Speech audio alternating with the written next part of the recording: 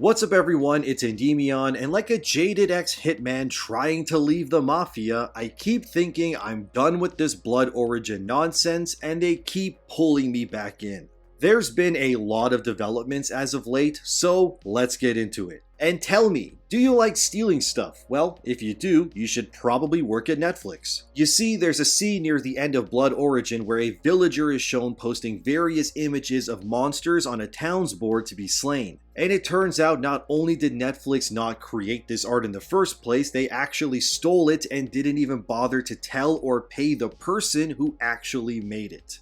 Twitter user Sean Cross has exposed Netflix by showcasing that his art was stolen and then slightly modified by the production team for the scene. He proves this by showing images like this skull, for example. They simply just added some shade to the face and then removed the tail. Then there's this ghoulish creature, which is even lazier, being the same even down to the nose. They barely tried with this one. And here we can see a centaur-like creature with bows in it above, which is Cross's art, and then the shallow, modified version below that appears in Blood Origin. So not only is Blood Origin just lazy and unoriginal when it comes to its writing, but it's also stealing art and not paying the people who make it.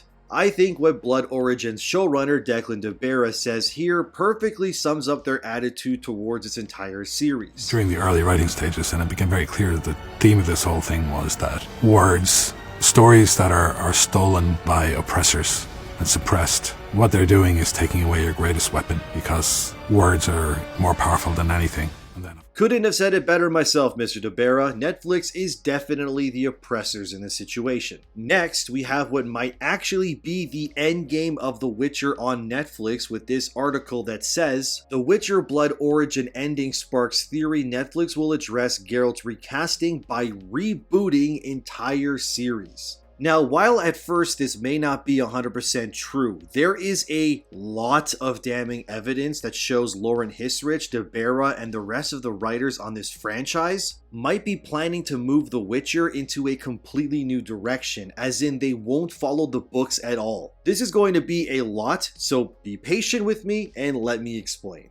This theory was proposed by a YouTuber named The Sporking News Podcast, who theorized that the post-credits scene of Blood Origin might set up a complete reboot for the series so that Netflix can do whatever they want going forward. To summarize, in the post-credits scene, it's shown that Avallac'h has traveled 1500 years into the future to the city of Sintra, where a young Ciri is shown playing with the locals. Ciri looks up and sees Avallac'h standing ominously in the corner holding the Book of Monoliths as he stares back at Ciri. Why this is weird is because in the original season 1 of Witcher, it wasn't Avallac'h looking back at Ciri, but it was actually Henry Cavill as Geralt. And yet here, it's very clear that this has been changed after the events of Blood Origin. The fan theory is that this change isn't just here to show that Avallac'h is obsessed with Ciri, which I mean he is in the books and even the games, so that's at least accurate. But this could be the showrunners giving the nod to the fan base that Avallac'h replacing Geralt here is actually more of a divergence point from the original source material. By having Avallac'h influence the events going forward, it would free the showrunners at Netflix with having to follow the books closely, and instead be able to shape The Witcher's world into their own Frankensteinian version. The Sporking News Podcast goes on to say, quote,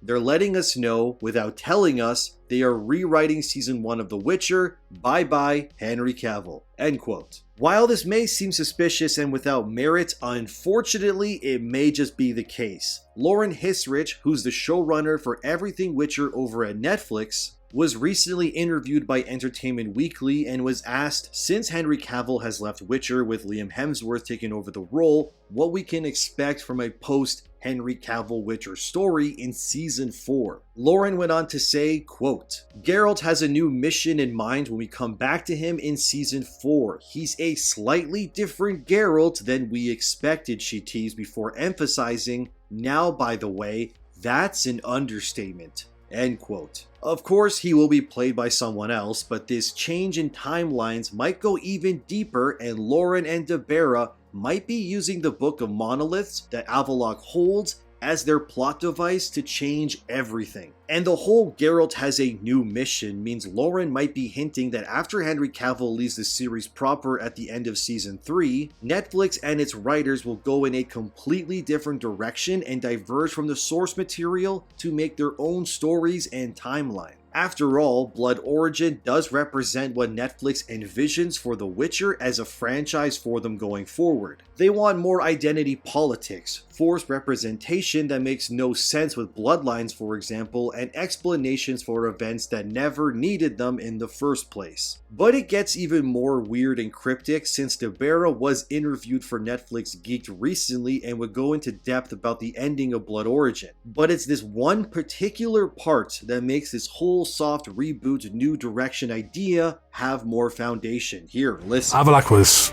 really fun to write because we know him from the books and the games, and the idea that time travel is possible and who controls it, who has the Book of Monoliths. Avallac'h, sweet, innocent Avallac'h who will become not so sweet and innocent. And who do we see he's staring at?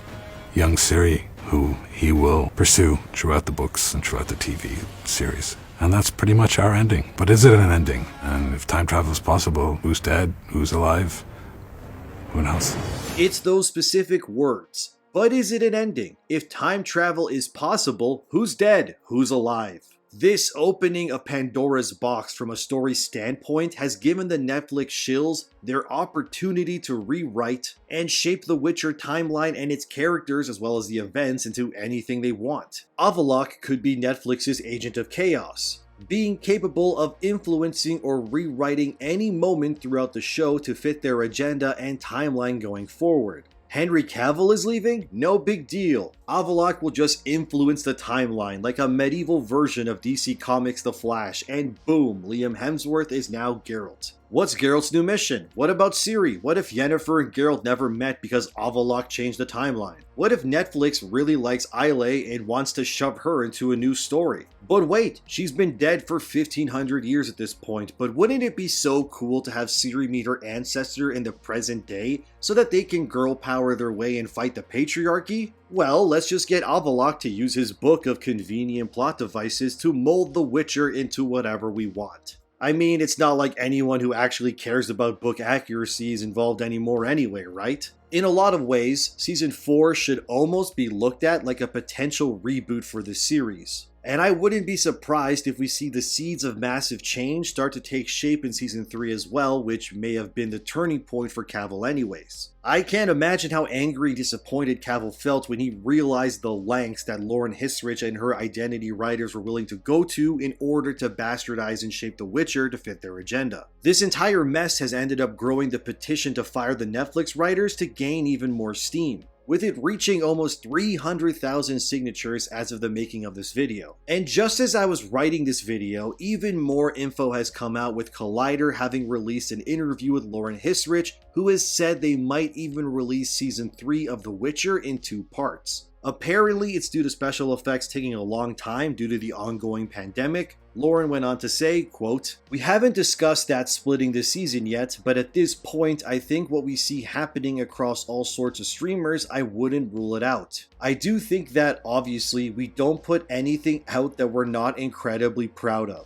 So that dictates our entire launch date, and I think it'll be interesting. Again, we have a way still, a very long time, 8-ish months or so until Witcher Season 3 comes out, so God willing we get it all out at the same time, but who knows, we'll see what happens," end quote. I mean, I wouldn't call Blood Origin something to be incredibly proud of, but anyway, this isn't anything new, however, since even Stranger Things released in 2 parts recently due to CGI taking forever as well. Collider would go on to ask Lauren Hissrich where she wants the series to end, and she said, quote, "I know exactly what you mean, and it has been my goal with my executives at Netflix to always have an end point in mind, because to me, when you start just writing stories without knowing where they're going, you can get lost. And what I think is so interesting about what we have figured out, to answer your question in two ways, yes, I absolutely know where the series is going to end. I know what season it's going to end. I know how it's going to end, which is very, very exciting. The interesting thing though, especially when you get towards the end of the books, is you go into Lady of the Lake, which is the last book that we will be covering in the main series. And at that point, things kind of explode in the Sapkowski worlds, and you end with Ciri suddenly talking to Galahad, and you're like, wait, now we're with Arthurian knights.